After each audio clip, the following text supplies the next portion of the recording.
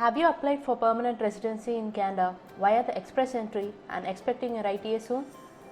Do you want to prepare and keep ready the documents that you need to submit for your PR application? Then, this is the video for you. We will be going over the list of documents that you need to submit to IRCC after you get your ITA from Canada. So, if you are interested, stay tuned.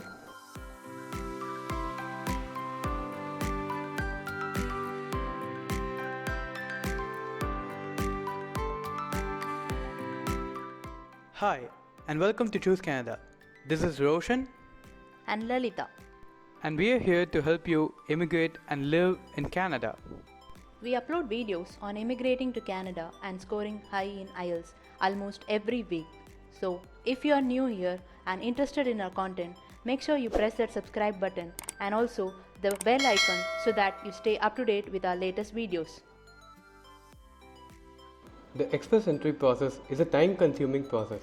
Hence, it is always better if you can submit your application with the required documents after you get the ITA as soon as possible. After you receive your invitation, you will be given 60 days to submit all the documents that is needed out of you. Hence, it is best if you start arranging the documents even before you get the invite, especially if you're confident you'll be getting the invite in the upcoming draw. Keep in mind that not all the documents discussed in this video might be relevant to you. You will need to arrange for documents depending on your specific situation. And make sure you watch till the end of the video because as a bonus, we will be going over what you can do if any of the mentioned documents cannot be produced by you in the specified format.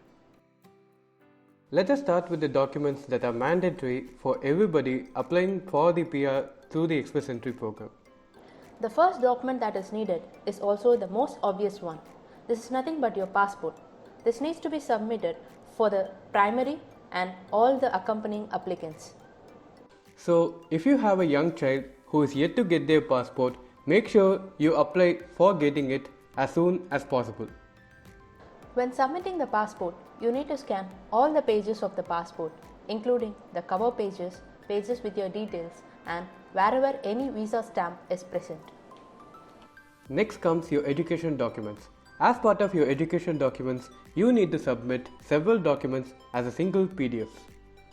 This includes the degrees and certificates you procured, your mark sheets, your ECA report, and your IELTS TRF.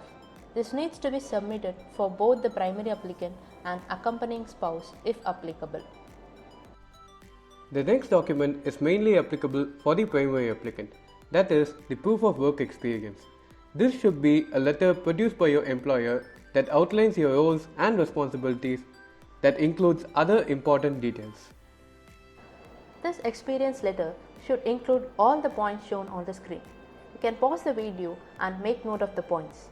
In case if it's not possible for you to have any of these points included, make sure you watch the video till the very end as we go over how to deal with these situations in the bonus section.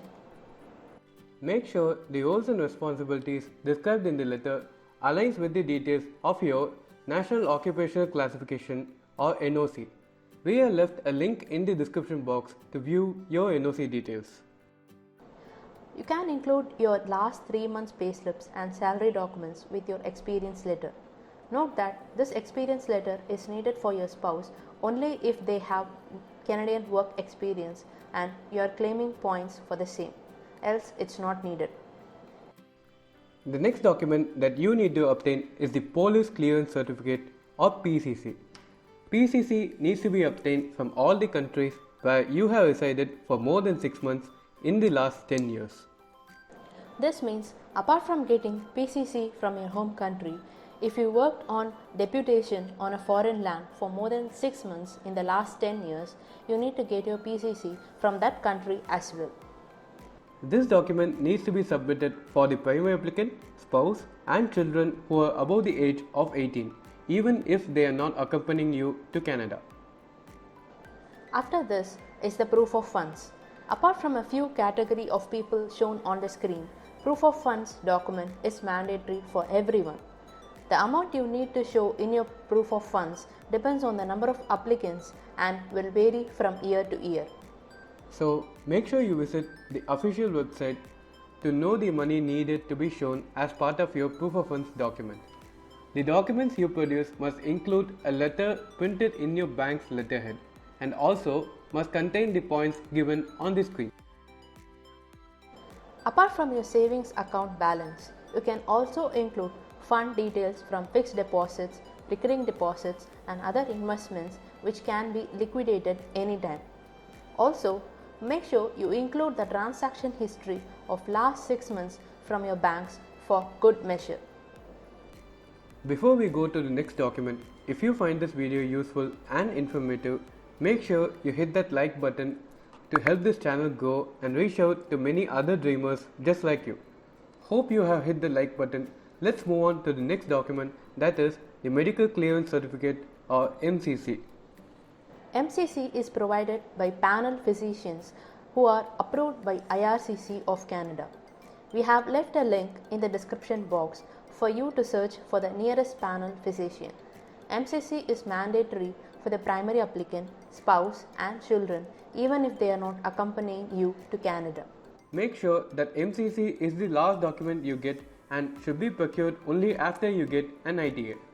The reason behind this is that the validity of the confirmation of PR document that you get once you are approved will expire 1 year after your medical exams date. Apart from these documents, you also need to submit your passport size digital photos which adheres to the instruction given on the screen. You can pause the video to refer the instructions. There are also certain documents you need to submit specific to your circumstances. For example, in case your name in your education certificates is different from your name in the passport, you will need to submit an affidavit that declares both these names belong to one and the same person. You should also submit your marriage certificate if you are married even if spouse is not accompanying, and if you have children, you should also provide their birth certificates. In case you have a job offer from a Canadian employer, you will need to submit the offer letter that includes details listed on the screen and also include a scanned copy of your LMIA for good measure. Based on your unique situation, you might be required to submit other documents that are not covered in this video. So make sure you check the official website in case any other document is required for you. With that, we have come to the end of the list of required documents. Now let's go to the bonus. It might not be possible to comply with IRCC's mandate for all documents you are submitting. For example, your employer might not want to include your salary details with your work experience letter, or your proof of fund documents might not contain your 6 months average balances. These kinds of deviations are common, and many applicants, including ourselves, have been approved in spite of submitting documents with these deviations. The reason for that is that we have included an additional document that is optional to be submitted, which is called the Letter of Explanation or LOE. The letter of explanation is just a normal word file which details on why certain documents that you have submitted do not have some of the necessary details that are mandated by IRCC. Your LOE document should include the following: what are the deviations your documents have, why these deviations are unavoidable, and if possible, details of alternate proof provided for the required details. For example, you can attach your 3 months payslips and salary documents if your income details are not included in your experience letter. And you can attach your transaction history for the last 6 months if your bank does not include your 6 months average balance with the bank letter they provide. Hence, you don't need to worry too much if there are any deviations in your documents, since you can use the letter of explanation to explain them in a detailed manner. Thank you for watching this video. We hope you found it helpful and informative. If you have any doubts or need any clarifications, make sure you comment below. We will be reading all your comments and will try to respond to any of your questions. Meanwhile, if you found this video helpful, make sure to give it a thumbs up and subscribe to our channel for more content. We will meet you on our next video. Till then, have a great day and all the best on your journey to Canada.